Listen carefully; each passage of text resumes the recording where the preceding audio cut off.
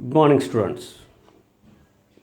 म्हणजे मी शूटिंग सकाळी करत असतो ना, म्हणून तुम्ही पण ते सकाळी सकाळी बघावं अपलोड केल्या. ओके.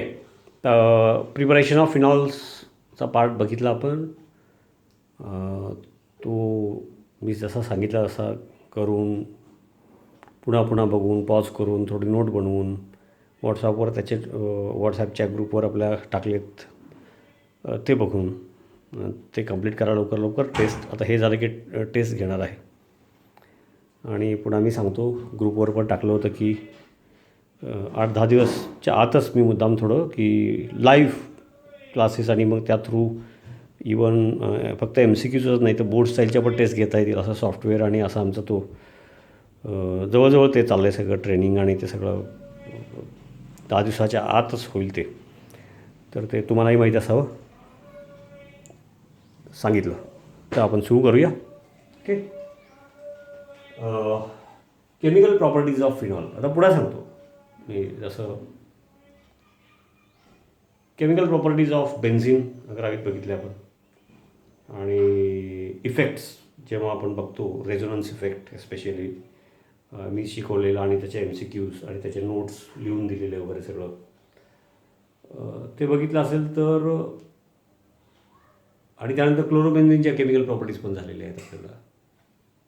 ते सगळं पुन्हा त्यानिमित्ताने रिवाईज करा. मग हे तुम्हाला म्हणजे अक्षरशः लिंबू टिंबू वाटायला पाहिजे.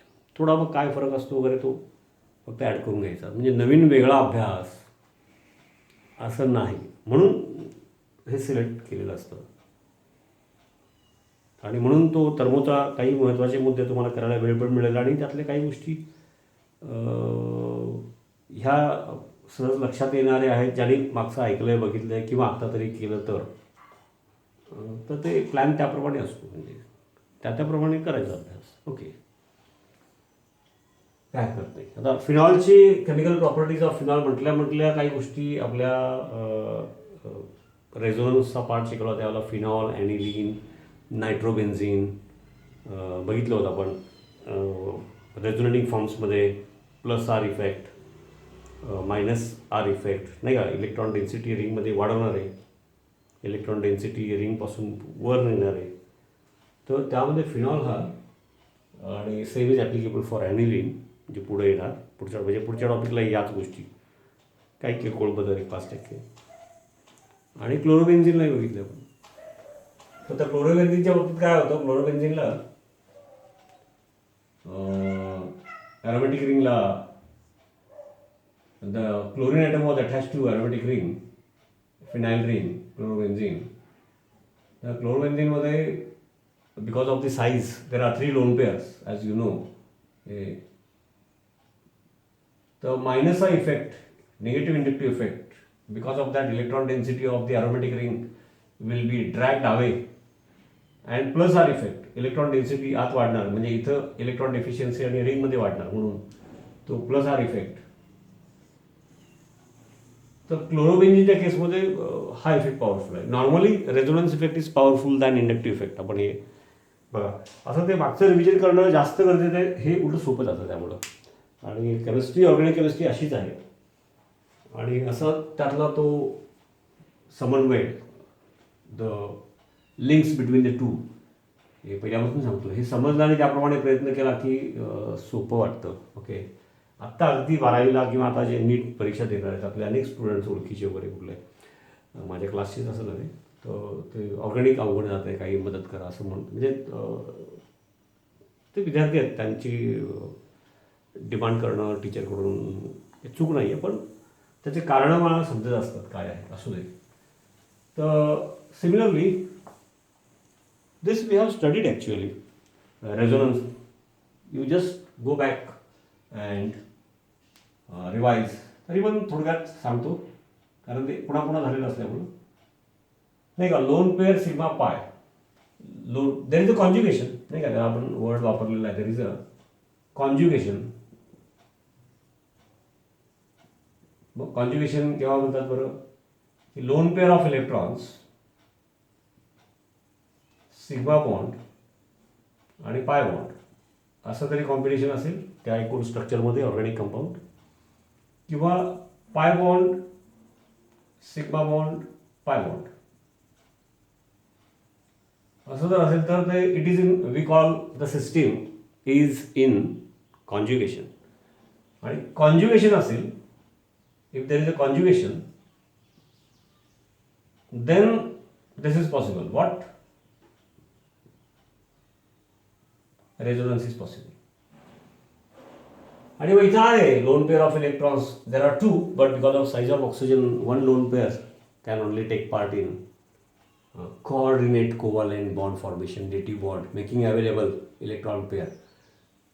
तर लोन पेअर मग सिग्मा बॉन्ड मग पाय बॉन्ड, आणि त्यामुळे मग परत पाय सिग्मा पाय, परत पाय bond sigma bond pi bond, म्हणजे पाय bond sigma bond pi bond, pi bond sigma bond lone pair, किंवा लोन पेअर सिग्मा पाय. म्हणजे देर इज अ कॉन्ज्युगेशन, म्हणजे इथे रेझोनन्स होणार. बघा ते 11वीचं पुन्हा रिपीट करतो, काय रिव्हिजन, नो प्रॉब्लेम. आणि मग एक दोन स्टेप लिहितो, आणि मग कारण का हे या टॉपिकमध्ये सांगायचं असतं हे बरोबर, आणि पण हे ऑलरेडी अनेक वेळा झालं आहे, म्हणजे अभ्यास करणाऱ्या स्टुडंटसाठी काही नुकसान होत नाही, रिव्हिजन होते बसल्या बसल्या. मग कोणी डिमांड केलं तर सेपरेट सांगायचं नाही असं नाही. And lone pair becomes a shared pair, therefore developing positive charge on oxygen. आणि मग लोन पेअर ज्या मोमेंटला शेड पेअर होणार त्याला पायवाले electron pair this will get shifted to this carbon. तो कार्बन म्हणजे बॅलन्सीप्रमाणे CH बॉन्ड आहे तिथं, carbon and hydrogen, carbon and hydrogen दाखवत नाही. And therefore because of the electron pair पायवाली, since it gets shifted to this carbon, म्हणजे पूर्वी सिंपल लॉजिक वापरलं याचा एक इलेक्ट्रॉन याचा एक इलेक्ट्रॉन कंप्लीट इकडे ट्रान्सफर झाला, म्हणजे निगेटिव्ह चार्ज डेव्हलप झाला. मग positive negative that for molecule as a whole न्यूट्रलच आहे, आणि आधीपासून होते ते पाय बॉन्ड आहेतच. आता परत लोन पेअर नाही का, loan pair of this carbon, lone pair मग सिग्मा बॉन्ड मग पाय बॉन्ड, म्हणजे परत कॉन्ज्युगेशन आहे, म्हणजे मग परत इथं रेझोनन्स होणार. त्यावेळेला हे असं लिहितो मी, मग एक स्ट्रक्चर काढतो. हे झालेलं आहे बरं का. आणि ॲडव्हान्सच्या अँगलने मी मुद्दाम बोलतो की म्हणजे आपला जास्त भर नीट CET आणि JEE मेन्स असा मुद्दाम ठेवला आहे, काहीतरी एक पॅटर्न असायला पाहिजे. म्हणजे अभ्यास जास्त केला, शंका विचारल्या तर ॲडव्हान्स होणार नाही असं नाही.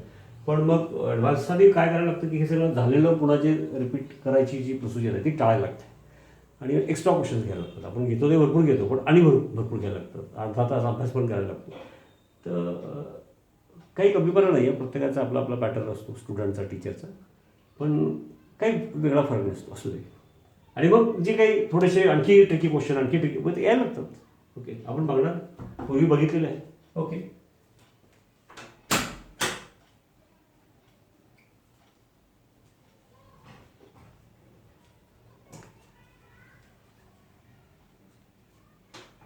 Just yes.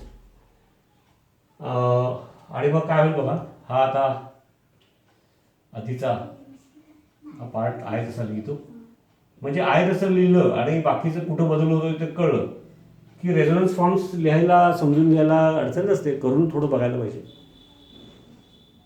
आणि मग लोन पेअर शेअर झाली तर त्यावेळेला हा पायवाली इकडं शिफ्ट होणार, हे आहेच. आता पुढचं मी एक लिहून दाखवत नाही, सिन्स वी हॅव कवर्ड दिस, आणि तेवढं तुम्ही करा. तर नेक्स्ट स्टेपमध्ये ही शेड लोन पेअर सिग्मा पाय, आणि मग हे इथं, आणि नंतर पुढच्या स्टेपमध्ये सांगत नाही आता आहे आपल्याकडे. आणि मी प्रश्न विचारला होता, how many resonating forms of phenol are there. तर हे 3 झाले, नंतर हा इथं शेअर झाला की इथं लोन पेअर येईल, आणि त्यामुळं आणि 4 सांगितलं होतं, नाही, there are 5 resonating forms of phenol. कारण का याच्या पुढची जी आहे ती मी दाखवत नाही आहे, इथे लिहिल्यानंतर आपण थांबतो, तसं नाही आहे. त्याच्या पुढच्या स्टेपमध्ये परत म्हणजे वरवर विचार करायला असं नाही आहे.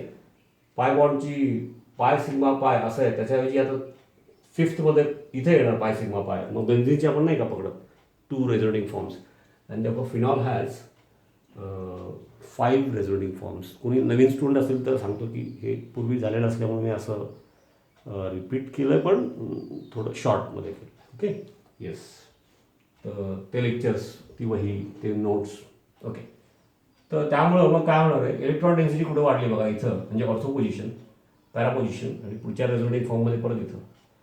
Actually electron density because of the lone pair and because of the various resonating forms, नाही का, ही लोन पेअर आणि मग ते व्हेरियस रेझोनेटिंग फॉर्म्स, त्याच्यामुळं electron density in the ring ती वाढलेलीच आहे. आणि त्यामुळे electron density in the ring वाढली तर कुठल्या प्रकारच्या रिॲक्शन्सला मदत होणार आहे, ॲरोमॅटिक रिंगमधल्या कुठल्या प्रकारच्या रिॲक्शन्सला, SE टाईप ऑफ रिॲक्शन्स, नाही का, SE टाईप ऑफ रिॲक्शन्स म्हणजेच काय बरं, इलेक्ट्रोफिलिक सबस्टिट्यूशन. बघा ते सगळं तुम्ही म्हणालात की नाही परत दाखवा, तर मी परत आणखी एक्स्ट्रा चेक करेन, पण करा आणि मग एक स्टुडंट तेवढे यायला पाहिजे, कारण डायरेक्ट झालेला मुद्दा आहे. ओके, माहीत आहे, ओके, रिपीट झाला आहे, ओके. आणि मग तो SE रिॲक्शनला फेवरेबल. मग CH बॉन्ड इथे 5 ठिकाणी आहेत ना, 1 2 3 4 5 हे 5 ठिकाणी, इथं तर OH ग्रुप अटॅच आहे, त्यामुळं hydrogen replaced by various groups, SE reaction, electrophilic substitution, त्याचे पॉसिबिलिटीज थिअरिटिकली 1 2 3 4 5 असे 5 आहेत. पण त्या 5 मध्ये मोर इलेक्ट्रॉन रिच कोण आहेत, इलेक्ट्रॉन डेन्सिटी ॲक्च्युली इन्क्रीजेस, त्यामुळे हे याला आपण फिनॉलिक ग्रुप असेल तर ॲरोमॅटिक रिंग त्याला ॲक्टिव्हेटिंगच म्हटलेलं आहे बिकॉज ऑफ रेझोनन्स, ॲक्टिव्हेटिंगच आहे. पण रिलेटिव्हली विचार केला सगळे रेझोनिंग फॉर्म्सवरून आपल्याला काय कळलं, तर इलेक्ट्रॉन डेन्सिटी इन्क्रीज इथं झालेला आहे, मग निगेटिव्ह चार्ज इथे येतो आणि पुढच्या रेझोनेटिंग फॉर्ममध्ये निगेटिव्ह चार्ज इथे येणार. याचा अर्थ इथं काही पॉझिटिव्ह आला असं नव्हे. The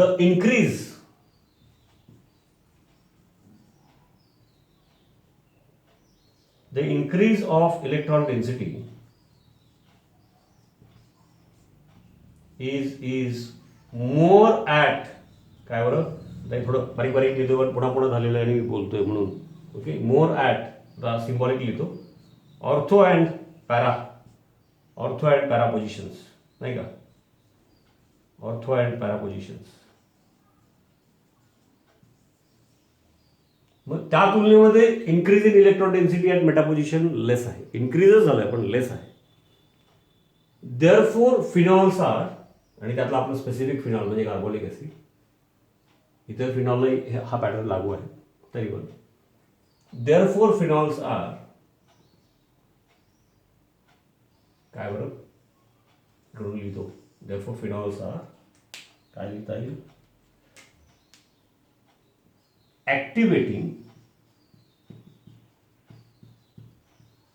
and ortho para directing. म्हणजे तो प्रोडक्ट जर आला, जे काही रिॲक्शन्स बघणार आहोत आपण या टाईपच्या, कारण काय इलेक्ट्रॉन रिच साईट्स आहेत, त्यामुळे तिथं अटॅक कोण करणार बरं, इलेक्ट्रॉन रिच साईट्स असतील तर इलेक्ट्रोफिलिक हे ऑर्थो, म्हणजे actually electron density increases and that increase is more at ortho para 2 4 6, त्यामुळे इलेक्ट्रॉन रिच साईट्स आहेत, त्यामुळे मग तिकडे अटॅक कोण करणार, तर इलेक्ट्रॉन डेफिशियंट स्पीसीस अटॅक करणार, म्हणजे इलेक्ट्रॉन डेफिशियंट फॉर्ममधले जे कोण असतील ते अटॅक करणार. तर ॲक्टिवेटिंग त्यांचा अटॅक मग ऑर्थो पॅरा पोझिशनला जास्त असणार as compare to meta negligible, म्हणजे 100पैकी 1% वगैरे त्याच्या आसपास, डिपेंडिंग ऑन कंडिशन्स. परत आपण हे पण बघितलेलं आहे, ते थोडं मागे जाऊन रिवाईज करा, कुठल्या तर पुढच्या निमित्ताने पुन्हा बघता येईल, कारण त्याचं हे झालं म्हणून मी असं बोलतो. ऑर्थोपॅरामध्ये पण काही एक्सेप्शन असेल त्या केसमध्ये, कुठला ग्रुप वगैरे ते सोडून ऑर्थोपॅरा मेटाच्या तुलनेमध्ये ठीक आहे, म्हणजे 1%च्या आसपास किंवा खाली मेटा, 99 ऑर्थोपॅरा प्रोडक्ट येणार, इलेक्ट्रोफिलिक सबस्टिट्यूशन रिॲक्शन, त्यामध्ये पण पॅरा मोर सार, म्हणजे ऑर्थो पोझिशन दिसताना 2 दिसतात, मग पॅरा एकच आहे असं नसतं ते. चार्ज सेपरेशन, थर्मल स्टॅबिलिटी, परत एंट्री करणारा ग्रुप आणि फिनॉलिक ग्रुप असेल किंवा इतर कुठला ग्रुप असेल इतर केसमध्ये, तर बल्की नेचर, हिंड्रन्स, त्यामुळे ऑर्थो पॅरा डायरेक्टिंग आहे मेजर, त्याच्यामध्ये पण पॅरा नॉर्मली मेजर असतो, म्हणजे हा 60 65 असेल तर त्यात उरलेला हा असा 30 35 वगैरे असं. ओके, हा असा पुन्हा एकदा पार्ट रिवाईज झाला. मग बेन्झिनच्या वेळेला जे इफेक्टच्या निमित्ताने बेन्झिनचं, त्यानंतर नायट्रो ग्रुपचं पण सांगितलं होतं, मेटा डायरेक्टिंग, आणि क्लोरोबेन्झिन 12वीत आल्यानंतर त्याच्या रिॲक्शन्स बघितलं, त्यावेळेला पण हे रिपीट झालं होतं. इट्स अ चान्स की ते रिवाईज करायला परत हे मदत करेल, आणि तिथलं रिवाईजन आणि हे इथं डायरेक्ट उपयोगाला येणार. ओके, आता पहिला इथंपर्यंत तुम्ही विचार करा. आता बघा, म्हणजे असे टप्प्याटप्प्यामध्ये ते सगळं करून घ्यायचं असतं. याचा अर्थ आम्हाला समजला की phenol phenol chemical reactions of phenol आपण बघणार. ओके, तर फिनॉल आहेच. आता मी पूर्ण परत रिपीट करत नाही, म्हणजे मला आत्ता जे सांगायचं आहे त्या मुद्द्यापुरतं परत लिहितो सेपरेट. ओके, बघा, जस्ट वेट आणि जस्ट हॅव पेशन्स. ओके, म्हणजे लक्ष पाहिजेच. तर फिनॉलची ज्या रिॲक्शन्स आपण बघणार आहोत त्याच्यामध्ये जे आतापर्यंत पुन्हा पुन्हा बघितलेलं तेच आहे. फिनॉलचे nitration of phenol, sulphonation of phenol. Okay, अजून सांगा. Alkylation of phenol, acylation, alkylation नंतर असायलेशन इथं लिहित नाही मी सगळंच. हॅलोजिनेशन अशा रिॲक्शन्स फिनॉलच्या आपण बघणार आहोत. आणि मग हे म्हणजे या पहिल्यांदा का त्या SE टाईपच्या आहेत. आणि आतापर्यंत आपण जे बघितलं 11वीपासून, म्हणजे बेन्झिन, केमिकल रिॲक्शन्स ऑफ बेन्झिनच्या मेकॅनिझम आणि क्लोरोबेन्झिन आधीचा टॉपिक, त्याला मॅच होणार आहे. मग ते पहिला व्यवस्थित करून घ्यायचं. त्यात काही छोटे मोठे स्पेसिफिक कारणामुळे काही वेगळं असेल ते बघायचं. आणि मग काही फिनॉलच्या वेगळ्या रिॲक्शन्स आहेत का जे ते बघायचं. असं अभ्यासाचं पार्ट्स करायचे असतात. असायलेशन मी ते लिहिलं नाही, समजा एवढंच लिहिलं आहे. आता मग आत्तापर्यंतच्या अभ्यासावरून तुम्हाला हे यायला पाहिजे, नाही तर मग ते करून परत हे करा, म्हणजे इथून पुढं तरी येईल किंवा यायला पाहिजे अशा अर्थाने घ्या. ते या मुवमेंटला येत नाही म्हणजे कळलं तरी मी म्हणतोय, आणि म्हणून ते तसं शिकवलेलं असतं. आणि मग आता जर समजा मी तसं म्हणणार नाही, पण समजा मी म्हणालो की आता हे एवढं झालं आणि हे आपण क्लोरोबेन्झिनला नायट्रेशन, सल्फोनेशन, अल्कायलेशन, असायलेशन, हॅलोजिनेशन बघितलेलं आहे मागच्या महिन्यामध्ये, आणि 11वीच्या वेळेला आणि नुसतं शिकलो आहे, लिहून घेतलं आहे, नोट्स आहेत सगळं. आणि बेन्झिनचं पण आपण नायट्रेशन, सल्फोनेशन, अल्कायलेशन, असायलेशन, हॅलोजिनेशन बघितलं आहे. आणि त्यामुळं आता तुम्ही करा असं अपेक्षित आहे या लेवलला, तरी आपण तसं नको करूया, तेवढं गडबड करायची गरज नाही. आणि ते तुम्हाला यायला पाहिजे ॲक्च्युली. आणि त्यामुळे तुम्ही मग याचा अर्थ तुम्ही करा म्हणजे अपेक्षित आहे हे बरोबर आहे, पण त्याचा अर्थ असा काढायचा की शिकवत असताना असं माइंडसेटनी ऐकायचं की अरे झालेलं आहे, बसल्या बसल्या रिव्हिजन होते, चला एखादा नवीन पॉईंट वेगळा, असं अशा अर्थाने तुमचे माइंडसेट आणि म्हणजे तयारी तुमची. ओके, इथंपर्यंत आलो. आणि हे SE टाईपच्या रिॲक्शन्स आहेत, पुन्हा पुन्हा सांगतो मी. या सगळ्या ऑल दिस कमांडर, असायलेशन लिहिलं नाही, ठीक आहे. इलेक्ट्रोफिलिक सबस्टिट्यूशन रिॲक्शन्स म्हणजे SE टाईप ऑफ रिॲक्शन्स. आपण SN पण बघितलं होतं कुठं, काल पण मी त्याला मागचं लेक्चर जाऊन पुन्हा एकदा बघा. बेन्झिन डायझोनियम क्लोराईड आणि कालची रिॲक्शन आणि त्याच्यावरून मागच्या काही रिॲक्शन्स आणि पुढं येणारे ते एका टाईपमध्ये बसतात. त्यामुळं तिथं न्यूक्लिओफिलिक अँगलनी मेकॅनिझम सांगितले होते बघा. लास्ट स्टेप बेन्झिन डायझोनियम क्लोराईडचे chlorobenzene, benzene diazonium chloride gives phenol, किंवा benzene diazonium chloride gives nitrobenzene, असं अशा अर्थाने. तर बघा हे हे हे हे डिस्कशन वगैरे जे काय आपण करतो मी बोल, this is not present in textbooks.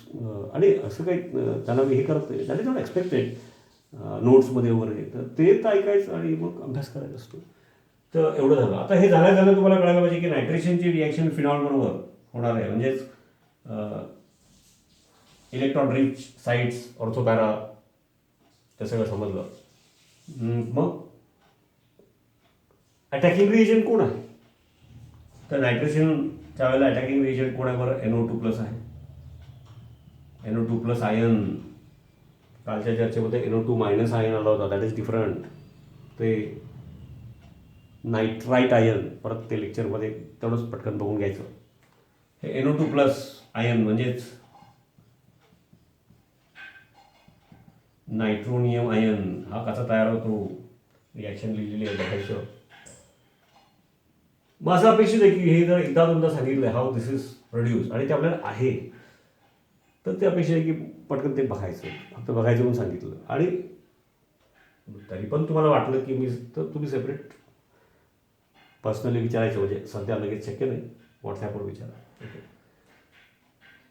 पण ते बघितलं, शोधलं, काही कारणामुळे तुम्हाला सापडलं नाही, कळलं नाही, तरची गोष्ट आहे, म्हणजे एक्सेप्शनल. असं होणार नाही, पण सांगितलं. सल्फोनेशन, मग H2SO4चं ब्रेकिंग कसं होतं आपण आठवलं असेल. तर सल्फॉनिक ॲसिड ग्रुप तो हेट्रोलायटिकली इलेक्ट्रोफाईल फॉर्ममध्ये सांगायचं हेतू. Alkylation, methyl ethyl group, alkyl group, for example methyl घेतो मी, नाही का. म्हणजे थोडक्यात काय होतं, हॅलोजिनेशन, समजा क्लोरिनेशन असेल तर अटॅकिंग रिएजंट, नाही का, Cl+, हे मागं कुठं कुठं बघितलं तर जाऊन जरा शोधायचं, बघायचं, आणि ते केलेलं असेल तर आठवतंच तरी पण. आणि मग पुढं मग यात विचार कसा करायचा की so during the nitration, sulphonation, alkylation, halogenation reactions of phenol, alkylation, acylation, electrophile फॉर्ममध्ये ते group in the form of electrophile the attack phenol, आणि ते ऑर्थोपॅराडायनेटिक आहेत, ते रेझोनन्सवरून कळलं. तर मग हे जे कोण म्हणजे nitration, for nitration nitro group in the form of NO2+, AC reaction. तसं सल्फोनेशनसाठी, अल्कायलेशनसाठी क्लोरीन Cl+, बरं का, Cl+, आपण नॉर्मल इतर कुठल्या रिॲक्शन्स किंवा कंपाऊंडमध्ये Cl- क्लोराइड आयन हे वेगळं, Cl+. ओके. ब्रोमिनेशनला Br+, मग त्याच्या कंडिशन काय असतात, तर मग त्या पुन्हा त्यानिमित्ताने आठवायच्या, लिहून ठेवायचं. आणि थोडं विसरल्यासारखं झालं तर ते मागं झालेलं असल्यामुळं नोट्स आणि शिकवताना लिहून दिलेलं, असं दोन्ही पाहिजे बरं, ते सापडतं. ओके. मग बघा काय काय केलं होतं आपण, की फिनॉलची नायट्रेशन, असं एकदम आपण काय बघतोय की कोळीनी रिॲक्शन बघायची, असं नाही करायचं अभ्यास, म्हणजे थोडं अवघड झालं तरी. आणि मग असं करून पण एखाद्याला वाटलं तर त्याने सेपरेट विचारलं तर तसं त्याला सेपरेट सांगता येईल, काय फरक पडत नाही. पण ही पद्धत आपण डेव्हलप करायची, किंवा असं करू शकतो एवढा बेस ऑलरेडी झाला आहे रिपीटेडली, म्हणून असं नाही करायचं. मग तुम्ही नीट आणि मग MST CET आणि ते जे असं ते त्याला तुम्ही तयार कसं होणार, म्हणजे बोर्डची एक्झामसुद्धा तयारी होते. मग बोर्डच्या एक्झामसुद्धा नाव दे आर अपग्रेडेड. ओके. तर मग नायट्रेशनसाठी जो NO2+ येतो, नायट्रोनियम आहे, आता लिहिलं होतं, तो कसा मिळतो आम्हाला, डायल्यूट नायट्रिक ॲसिड. आता यामध्ये काय ड्रॉबॅक्स आहेत ते प्रत्यक्ष घेताना सांगतो मी पुढं. Dilute nitric acid sometimes, but in most of the cases त्याला म्हणताना आपण काय म्हणतो, नायट्रेटिंग मिक्सचर. म्हणजे काय बरं, mixture of concentrated HNO3 plus concentrated H2SO4, nitric mixture. तर हे मागं आपण बघितलं, लिहिलं, शोधा ते कुठं आहे ते, आणि ते मलाच व्हॉट्सअपवर टाका की या पेजवर आहे, म्हणून मला पण पुरावा मिळेल तुम्ही शोधलं का नाही. तुमचं नाव पण आणि नंबर बरोबर नाव टाका, काही वेळेला पर्सनल टाकायचं ना, म्हणून. मग सो इन सम केसेस कळेल आपल्याला, इन सम केसेस का, and in most of the cases, तर या मिक्सरमधून जी रिॲक्शन होते इट गिव्स नायट्रोनियम आयन, ते आपण बघितलेलं आहे. तसं मग हॅलोजिनेशनची रिॲक्शन, म्हणजे असं होलसेलमध्ये अभ्यास करायचा, पुन्हा झालेलं असतं. असं अभ्यास करायची एक पद्धत आहे. आता ओळी किती रिॲक्शन सेपरेट घेतलं, ओके, तसं पण घेण्याला मला विरोध नाही आहे, पण असं करायचं, आपल्या ब्रेन कॅपॅसिटीज वाढवायच्या, आणि ते पण पुन्हा झालेल्या माहीत असलेल्या गोष्टी असल्यामुळे लक्षात घ्या. आणि सेपरेट तसं पाहिजे असेल तर ते सेपरेट तुम्ही विचारलं तर सांगणार. ओके. मग हॅलोजिनेशन झालेलीच गोष्ट आहे. समजा त्यात ब्रोमिनेशन असेल तर इलेक्ट्रोफिलिक सबस्टिट्यूशन रिॲक्शनला bromine attacks in the form of Br+, तो कसा तयार झाला, तर Br2 is reacted in presence of, काय सांगा आठवते का, ओके, अँडहायड्रस अनहायड्रस नाही, अनहायड्रस AlBr3. आता असं सांगितल्यानंतर क्लोरिनेशनसाठी chlorine in the form of Cl plus Cl2 in presence of anhydrous AlCl3 असं फक्त मी तोंडाने म्हणालो फास्ट.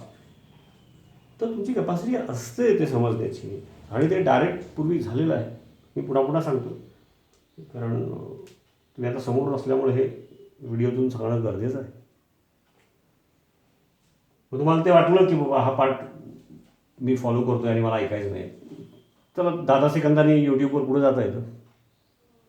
आता जेव्हा लाईव्ह लेक्चर होणार आहेत त्याच्यामध्ये मात्र ते 45 मिनिटाची ओळी एका वेळेत होणार आहेत बरं का, लाईव्ह क्लास आपले. त्याचे फायदे आहेत. मात्र कंपल्सरी त्यावेळेला तुम्हाला ते जसं क्लासमध्ये येऊन बसता तुम्ही 12 ते 4, 5 वगैरे जे आपलं टाईम तसं करायला लागणार. त्यात टेस्ट वगैरे होणार. ओके. आणि इन केस कोणी काय रिपीट पाहिजे असेल किंवा रिव्हिजन, तर ते तशी सोय त्या विद्यार्थ्यापुरती सेपरेटली नंतर रिक्वेस्ट आली तर करू शकू. पण ते लाईव्ह बघायला पाहिजे. मग तो आहे की नाही प्रेझेंट, किती वेळ बघितलं, ते सगळं त्या सॉफ्टवेअरमध्ये.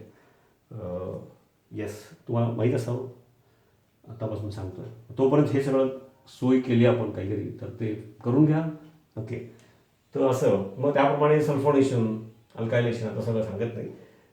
का सांगत नाही तर आता या अल्कायलेशन, नायट्रेशन, सल्फोनेशन, हॅलोजिनेशन, जे रेझोनन्सच्या वेळेला बेन्झिनची रिॲक्शन आणि क्लोरोबेन्झिन झालेलं आहे, रिवाईज केलं, हे बघणं तुमचं काम आहे, ते बघायचं. आणि आता मग ॲक्च्युली रिॲक्शन्स, त्यामुळं थोडक्यात आपण बघूया. Yes, now will consider the reactions. आता काही रिॲक्शन्स म्हणजे मी जरी म्हणालो मगाशी, म्हणजे ते 85%, 90% करेक्ट आहे की हे कॉमन आहे, झालेलं आहे. त्यामुळे तुम्ही मागचं रिव्हिजन केलं आणि त्यावर केलं असेल तर जास्त सांगायला नाही पाहिजे, हे बरोबर आहे. पण काही गोष्टी असतात की ज्याच्यामध्ये त्या स्पेसिफिक केसमध्ये एक्सेप्शन असतात काही, त्या लगेच लक्षात येण्या इतपत बेस असतो, पण ते त्याची चर्चा व्हायला पाहिजे, ते करणार आपण. जसं बघा इथं phenol, nitration of phenol, for that we use nitric acid. मगाशी पण लिहिलं होतं. Phenol, nitration of phenol, we can also use dilute nitric acid. Okay, पहिल्यांदा मग हिटिंग सिम्बॉल फक्त लिहितो मी, स्पेसिफिक आय विल अवॉइड. आणि ऑर्थोपॅरा डायरेक्टिंग असल्यामुळं दोन्हीचे मिक्सचर, म्हणजे 2 मोलॅक्युल्स घेऊन एकाचा ऑर्थो आणि एकाचा पॅरा असं सेपरेट दाखवता येईल. त्याच्याऐवजी फिनॉल म्हणजे इथे 1 मोलॅक्युल लिहिला म्हणजे तो एकच मोलॅक्युल आहे असं गृहीत धरू नका, बॅलन्सिंगच्या अँगलनी. किंवा तुम्ही अशी कल्पना करा की फिनॉल प्लस नायट्रिक ॲसिड एका टाईपसाठी लिहिलं आणि फिनॉल प्लस नायट्रिक ॲसिड दुसऱ्या टाईपसाठी, ऑर्थोपॅरा सेपरेट लिहिलं, असं तुम्ही कल्पना करू शकता. लिहायला काही वेळ लागत नाही, पण आपण काही स्वतः कल्पना करणं, विचार करणं, रफवर्क करणं स्टुडंट म्हणून त्या अर्थात. And we get dilute. बरं का, आता डायल्यूट म्हटलं की काही शंका तुमच्या मनात यायलाच पाहिजे. फिनॉल आणि मग ऑर्थोचा एक दाखवतो, CH इकडं किंवा इकडं, दोन्हीपैकी एका वेळेला एकच. हायड्रोजन ॲटम, आता नायट्रिक ॲसिड असलं तरी आम्हाला तर कळलेलं की ॲक्च्युअली तो nitro group in the form of NO2+, कारण एसी रिॲक्शन आहे. NO2+ नायट्रोनियम आयन तो अटॅक करतो आणि hydrogen in the form of H+ बाहेर येतो. त्यामुळं बाय प्रोडक्ट वॉटर. त्यामुळं बघा मी इथं लिहितो हे सगळं मेकॅनिझम वगैरे आपण बघितलेलं आहे. प्लस वॉटर, हा ऑर्थो स्पेलिंग स्मॉल लेटर्समध्ये लिहा किंवा स्मॉल ओ, ऑर्थो नायट्रोफिनॉल. किंवा नंबरिंग केलं तर 2 नायट्रोफिनॉल.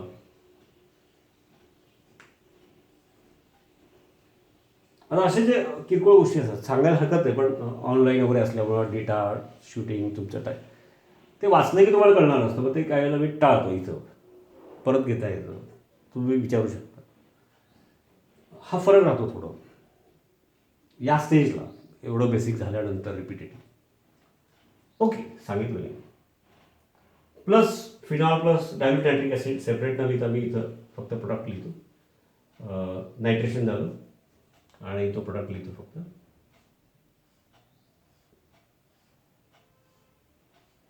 आणि मग पॅरावाला 80च्या आसपास कंडिशन्सवरती 70-80 आणि उरलेलं 30 ऑर्थोवाला असं, पण बेटा निग्लिजिबल 0.2 0.3 म्हणून ते ऑर्थो पॅरा डायरेक्टिंग. ओके, तर हे कम्प्लीट करतो.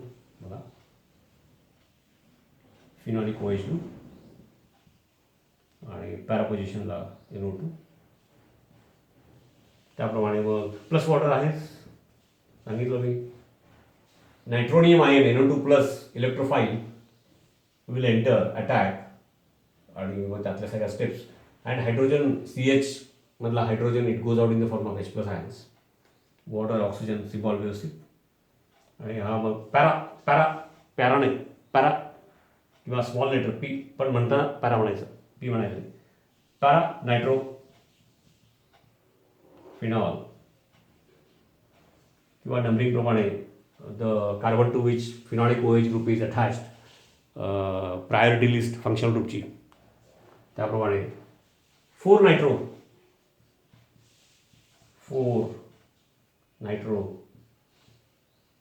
फिनॉल. ओके, काय हरकत नाही. डायल्यूट असेल तर we get a mixture of this two, orthonitrophenol and paranitrophenol. आता डायल्यूट असलं की मुद्दा काय येतो बघा, की हे पहिला क्लिअर करून घ्यायचं. म्हणजे मग MCQ वगैरे म्हणजे असं मिक्स होऊन येतं किंवा दोन्हीचे कम्पॅरिझन. कारण का नायट्रेशनसाठी आपण we use nitrating mixture, we have already use, इथं पण दाखवणार आहे मी आता. आणि असं काहीतरी त्याला रिलेटेड काहीतरी क्वेश्चन येतो आणि मग आपल्याला ते वाटतं की अरे काहीतरी नीट म्हणजे आपल्या टीचिंगला त्याच्यासाठीच आहे सगळं, JEE ॲडव्हान्स असं काही नसतं. ओके, तर पहिला एवढं केलं आणि मग टप्प्याटप्प्याने जायचं पुढं. आणि मग डायल्यूट नायट्रिक ॲसिडमध्ये काय असतं की dilute nitric acid large amount of water, त्याच्यामध्ये since large amount of water नाही का, पुन्हा इथे रिपीट करतो ॲक्वस. तर H+ प्लस NO3 हा एक पॉसिबिलिटी आहे. ओके, मग त्यातल्या त्यात टेम्परेचर वगैरे काय मेंटेन केलं तर ही पॉसिबिलिटी वाढणार असं आपण प्रयत्न करतो. ते ठीक आहे, त्याप्रमाणे लिहिलं. आणखी कुठली पॉसिबिलिटी असते आठवतं का? नायट्रिक ॲसिड रेडॉक्स आणि ग्रुप 15 P ब्लॉकच्या वेळेला हे डिटेलमध्ये होईल आपल्या 12वी. आणि रेडॉक्सच्या वेळेला हे चर्चेत आलेलं बॅलन्सिंग, नायट्रिक ॲसिडच्या 2-4 बॅलन्स्ड रिॲक्शन बघितलेले 11वीत. मुद्दाम काढून बघा, मी सांगतोय म्हणजे ते तुम्हाला पटकन ते नोट करायचं, ते बघायचं. आणि असं प्रोडक्टिव्ह कामामध्ये म्हणजे हे शिकणं आणि त्या पद्धतीने लगेच ते बघणं वगैरे याच्यात वेळ गेलेला आपला बरा आहे ना हा सध्याचा लॉकडाऊन पिरियड. आणि मग nitric acid decomposes to give nascent oxygen. आता -2 ऑक्सिडेशन नंबर वाला oxidation number of oxygen in nitric acid it is -2. तो इथं 0 गेलेला आहे, means increase in oxidation number. तर +5 वाला नायट्रोजन डिक्रीज व्हायला पाहिजे. म्हणजे -2 जे 0 झाले म्हणजे ऑक्सिजनच्या हिशोबाने it has given released electrons. तर +5 वाल्यांनी मग ते घ्यायला पाहिजे. म्हणजे मग +5चा खाली येणार असेल तर जे आपल्या चर्चेमध्ये कंपाऊंड आहे त्यातला कुठला तरी असेल. म्हणजे NO2 असेल तर +4, NO असेल तर +2. तर इथे या केसमध्ये इट इज NO. मग बाकीचं H2O आणि मग ते बॅलन्सिंग ते रेडॉक्समध्ये आपण हे केलेलं असतं, त्याप्रमाणे जस्ट त्यानिमित्ताने करून बघा. ते इथं main part organic electrophilic substitution reactions त्याच्यात डिस्टर्ब नाही, हिंट दिली. प्लस वॉटर -2 to 0 म्हणजे ऑक्सिजन 2च्या पटीत देतो, +5चं +2 3च्या पटीत घेतो, ते कोइफिशियंट्स बॅलन्सिंग. ओके, तर ही एक पॉसिबिलिटी आहे. प्लस बघा आता म्हणजे नायट्रिक ॲसिडचं स्ट्रक्चर NO. आता हे सगळे जे बारकावे सांगतोय हे नसतं पुस्तकामध्ये, नोट्समध्ये म्हणजे जे जे पण नसतं म्हणजे मग पुस्तकाच्या बाहेर, पण जे आहे पुस्तकात आहे त्यातलेच बारकावे सांगतो, यासाठी वेळ केला पाहिजे. आणि म्हणून मग हे जे सहज पूर्वी झालं त्याच्यावरून सहज लक्षात येण्यासारख्या गोष्टी आहेत, त्यातला वेळ वाचवायचा असतो. ते ते करतोच आपण, पण स्टुडंट म्हणून तुम्हाला सारखं सांगणं माझं काम आहे. तुमची काय चूक नाही त्यामध्ये. डायल्यूट नायट्रिक ॲसिड आहे ते, सर डायल्यूट. आणि डायल्यूटमध्ये मग काय होणार, OH बॉन्ड इज पोलार आणि म्हणून हे नाही का, H+ ions, large amount of water is present. बघा ठीक आहे, म्हणजे जसं आपण नायट्रेटिक मिक्सरमध्ये हाऊ वी गेट NO2+ ते आम्ही बघितलेलं आहे, रिॲक्शन लिहिलेली, आता परत लिहून दाखवतो. तसं इकडं डायल्यूट असेल तर एक तर असं व्हायला पाहिजे, yes that is a possibility. दुसरी ही एक पॉसिबिलिटी आहे. आता याच्यामुळं काय होणार ते बघूया. आणि नायट्रेशन पण होतात, मग त्यातल्या ज्या टेम्परेचर प्रेशर कंडिशन मेंटेन केल्या तर ही पॉसिबिलिटी वाढेल, ही कमी होईल, हेच ठीक आहे. तर नायट्रिक ॲसिड हे बघाशी मी लिहिलं, म्हणजे या फॉर्ममध्ये HONO2, त्याच्यापासून मिळणारे H+ आयन्स प्लस हा पूर्ण ग्रुप NO3, ते तिकडं झालं. त्यातला जो H+ आयन आहे नाही का, आणि डिकम्पोज नाही झालेला म्हणजे हेट्रोलायटिकली H+ आणि NO3- नाही झालेलं नायट्रिक ॲसिड, हे लक्षात घ्या. ते डायल्यूट असल्यामुळं हे पण झालेलं आहे. आणि मग त्यामुळं काय होतं की तो H+, few nitric acid molecules have decomposed in this manner, आणि ते नॉर्मल आहे, म्हणजे नॅचरल आहे. म्हणजे ॲक्च्युली नायट्रिक ॲसिड म्हणून तो म्हणतो आपण. तर दॅट H+ आयन आणि मग तिथल्या ज्या टेम्परेचर प्रेशरच्या कंडिशन्समुळं हे जे नायट्रिक ॲसिड आहे या फॉर्ममध्ये लिहिलं आहे, त्याचं बॉन्डिंग नाही का. तर यामध्ये काय होईल नाही का, इकडं किंवा H2 लिहिला आहे, H+ नायट्रिक ॲसिड बदलेच, किंवा H2च्या फॉर्ममध्ये दाखवा, किंवा H3O+ दाखवा, अल्टिमेटली तेच आहे. म्हणजे असं दाखवता येईल, किंवा फ्री H+ दाखवता येईल, किंवा H+ and H2O gives H3O+, and then H+ ion is available, H+ ion from H3O+, असं 2-3 पद्धतीने दाखवतात. अल्टिमेटली केमिस्ट्री तीच राहते. त्यामुळे आपण कुठला तरी एक पद्धत फॉलो करूया. तर H+, ओके, किंवा हा H2O दाखवला तरी पण तेच होणार. H+ आल्यानंतर तुम्ही ते पण सेपरेट करून बघा, इथं दाखवायला बघा. मग मी पटकन पहिला मुद्दा कंप्लीट करतो, आणि मग HO लोन पेअर आणि दिस लोन पेअर अँड नाही का, वॉटर घेतलेलं आहे त्यामुळं जागा होणार नाही, थोडं मी वरती लिहितो. ओके, बघा HO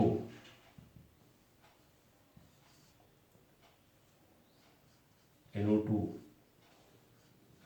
लोन पेअर आणि येस लोन पेअर. आता हे दाखवण्यासाठी काय करावं लागेल, हेट्रोलिसिस इथं विचारात घ्यायला लागेल. म्हणजे H2O + H+ gives H3O+, and H+ of H3O+, असं जी दाखवण्याची पद्धत आहे ती. म्हणजे अल्टिमेटली नेट रिॲक्शन काय आहे, H+ फ्रॉम ॲसिड किंवा H+ from water also dissociates to certain extent. म्हणून तर त्याचा KW आहे 10⁻14 298 केल्विनला. तर ते थोडं इथं दाखवण्याच्या सोयीसाठी water with H+ from nitric acid H3O+, and this H3O+ will make available H+. मग सरळ H+च लिहितो टू मेक इट सिम्पल. इथं मला लिहायला पण बरं पडेल. फक्त आता हे समजून घ्यायची, कुठली गोष्ट समजून घ्यायची आहे, कुठली गोष्ट समजून घेऊन लिहायची आहे, असा फरक असतो. हे समजून घ्यायचं आहे आणि मग ते ॲप्लाय करायचं MCQच्या वेळेला. म्हणून आणि मग काय झालं तर H plus and lone pair. बघ आता जरा सोयीचं झालं लिहायला पण सांगायला पण. Positive charge on the oxygen आणि मग therefore दिस ऑक्सिजन बिकम्स इलेक्ट्रॉन डिफिशियंट. मग तो H plus free H plus म्हणून दाखवा, H3O प्लस दाखवा. Okay, oxygen becomes electron deficient. याचा अर्थ काय होणार मग इथं हेट्रोलायटिकली ब्रेक होणार.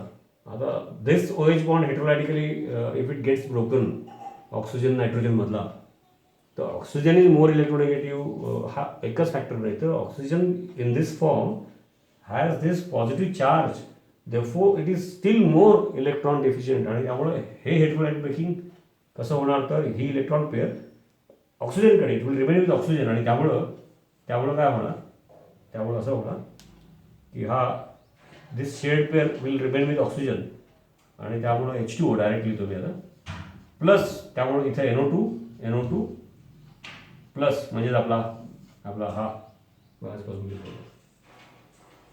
मग मुद्दा लक्षात आला मला काय सांगायचं आहे की डायल्यूट नायट्रिक ॲसिड असेल तर ही पॉसिबिलिटी आहे. डायल्यूट नायट्रिक ॲसिड असेल तर नॅसेंट ऑक्सिजन इज मेड अवेलेबल. आणि डायल्यूट नायट्रिक ॲसिड असेल तर टेम्परेचर वगैरे हाय साईडला लागतं. तर H plus ions from nitric acid, मग ते डायरेक्ट H प्लस दाखवा किंवा विथ वॉटर डायल्यूट असल्यामुळं H3O प्लस दाखवा. आणि त्याचं H प्लस लोन पेअर अशा पद्धतीने होऊन H2O अँड NO2 प्लस म्हणजे हा नायट्रोनियम आयन. हे तिन्ही पॉसिबिलिटीज आहेत. आणि म्हणून मी म्हणालो की डायल्यूट असेल तर प्रॉब्लेम काय. ह्या सगळ्या गोष्टी चर्चा करणे म्हणजेच आपली नीट CET वगैरे एक्झाम. रुटीन बोर्डची पूर्वी एक्झाम होती त्याला काय ही रिॲक्शन लिहिली या कंडिशनमध्ये हे लक्षात ठेवा बरं का नसती तेव्हाही समजून घ्यायची. म्हणजे त्याच्याशिवाय शिकायचं नसतं. पण तरी त्यातल्या त्यात हे सगळे बारकावे टाळून जेवढं बेसिक आणि थोडी मेमरी असत तेव्हा पॅटर्न होता. तो करेक्ट होता असं नाही, पण आता MCQमुळं तो पॅटर्न तसं शिकायचंच नसतं. ओके, आणि त्यामुळं डायल्यूट नायट्रिक ॲसिड असला तरी नायट्रोनियम आयन फॉर्ममध्ये नायट्रो ग्रुप कसा काय अवेलेबल होतो हे बघा असं इथं दाखवलं. पण इन ॲडिशन टू दॅट ह्या पॉसिबिलिटीज आहेत. आणि त्यामुळे डायल्यूट नायट्रिक ॲसिडमध्ये ऑर्थोपॅराचे मिक्सर मिळतात आणि यील्ड कमी राहतो. यील्ड कमी राहतं. एक दुसरी आणखी एक पॉसिबिलिटी त्याच्यामध्ये अशी आहे की बिकॉज ऑफ नेसेंट ऑक्सिजन नायट्रेशनची रिॲक्शन चालू आहे. तसं बिकॉज ऑफ नेसेंट ऑक्सिजन जसं हे प्रोडक्ट्स लिहिले तुम्ही आता ते बघताना स्क्रीनशॉट वगैरे पण काढून ठेवत चला. म्हणजे तुम्ही अपलोड केल्यानंतर बघताना स्क्रीनशॉट काढायचा.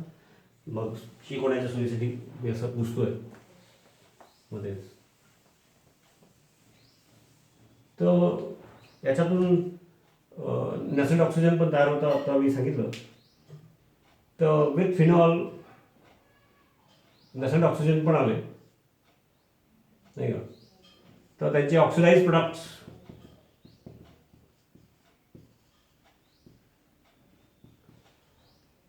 मिक्सचर ऑफ ऑक्सिडाइज प्रोडक्ट्स म्हणजे नेसेंट ऑक्सिजनमुळे इकडं ब्रेक होऊ शकतो. ॲरोमॅटिक रिंगमध्ये इट इज डिफिकल्ट. इकडं कार्बन ऑक्सिजन डबल बॉन्ड होऊ शकतो. मेनी पॉसिबिलिटीज आर देअर म्हणून शकतो असं म्हणतो. तर आम्हाला तो डिसाइड आहे तो नाही मिळत because of nascent oxygen which is very reactive. Oxidise products ते मिळतात. आणि त्यामुळे याचे हे ड्रॉबॅक आहेत पण हे माहीत असावं आपल्याला. हा एक मुद्दा आहे. आणखी एक छोटा मुद्दा आहे तो ॲनिलिंगच्या रिॲक्शन्स. परत ॲनिलिंगचं इलेक्ट्रोफिलिक सबस्टिट्यूशन रिॲक्शन नायट्रोचा फार उशिरा येणार आहे तो टॉपिक. तरी पण बघा इथला अभ्यास आणि मागचा अभ्यास मी पुन्हा सांगतो तिथंच परत येतो आपण की फायदा होतो. आणि त्यातनं एखादा मुद्दा वेगळा असतो तो जरा जास्त व्यवस्थित बघायचा. त्याची बेसिक गोष्ट नवीन नसते. पण आता फिनॉलचं केलं क्लोरोबेन्झचं केलं आणि तेव्हा जेव्हा ॲनिलिंगचं होईल त्यावेळेला त्याचं नायट्रेशन सल्फोनेशन अल्कायलेशन हॅलोजिनेशन. आता हा पण तसंच आहे ना. ऑर्थोपॅरा डायरेक्टिंग रेझोनन्स बघितलेलं आहे इन द रिंग नाही का. लोन पेअर आता बघितलं तसंच. पण ॲसिड असेल नायट्रेशनच्या वेळेला स्पेशली तर H प्लस जसं मी सांगितलं की एवढ्या पॉसिबिलिटीज इथं आहे. तसं H plus ions from acid and lone pair यांच्यामध्ये कोऑर्डिनेट कोव्हॅलेंट बॉन्ड झाला तर त्याचे रेझोनेटिंग फॉर्म्सवर परिणाम होतो आणि मग त्याच्या रिॲक्टिव्हिटीवर परिणाम होतो. मी आता फक्त एवढाच उल्लेख करतो. आता हे एवढं ऐकून जरा विचार करून रप्पेश्वर तुम्हाला काय सुचतं का बघा. नाही तर मग ते सेपरेट सांगतो, म्हणजे मुद्दा तुमच्या लक्षात आला. तसं इथं लोन पेअर आणि यातले फ्री H+, यांचा पण जर कॉर्डिनेट कोव्हॅलेंट बॉन्ड झाला, पॉसिबिलिटी कमी राहते. तर त्याचे रेझोनेटिंग फॉर्म्सवर परिणाम होतो, म्हणजेच ऑर्थो पॅरा आणि पुढचं इफिशियन्सी. कारण का मग इकडंच पॉझिटिव्ह चार्ज तयार झाला तर ते instead of releasing electron density pulling electron डेन्सिटीमध्ये कन्वर्ट होतं. तर ठीक आहे, तो मुद्दा यावेळेला जास्त चर्चा करतो आपण. काही प्रमाणात इथेही लागू आहे. म्हणजे ऑर्गॅनिक केमिस्ट्रीमध्ये असे एका वेळेला किती मुद्दे लागू असतात, मग त्याची चर्चा करणं महत्त्वाचं आहे. पुस्तकात नोट्समध्ये रिॲक्शन आहे त्याच्या लिहिणं ते सांगणं ठीक आहे, म्हणजे तो तसं नाही करायचं. मग रिसर्च लेवलचं आपलं ब्रेन डेव्हलप होत नाही. आपण कसं पुढं जाऊन सगळं आता जे चाललं आहे कायमच्याच गोष्टी आहेत, फक्त आता जरा इमर्जन्सी असल्यामुळं चर्चा विचार करतोय म्हणून सांगतो. तर असं आणि असा प्रयत्न करून पण जेवढं जमलं नाही जमलं मग परत असतोच ना आपण टीचर. तर किती फॅक्टर्स आहेत बघा. बघ असा अभ्यास करताना थोडं कन्फ्युज होतं, तर तुम्ही त्यातले तेवढे पार्ट शिका ना. एवढं झाल्यानंतर मग काय होतं की ॲक्च्युअल रिॲक्शन्स बघणार त्या घेणार व्यवस्थित, पण ते अशा 20-20 सारखं पटपट घेतलं तर ॲक्च्युली तुमचा वेळ असतो. ठीक आहे, तर मुद्दाम सांगितलं की सो मेनी पॉसिबिलिटीज. आणि मग अँडलिंगचं थोडंसं उल्लेख केला ते जरा बघून ती पण एक पॉसिबिलिटी तिथं आहे कमी प्रमाणात, ही इथे जास्त आहे. तो पुढचा टॉपिक असला तरी. आणि मग फिनॉल प्लस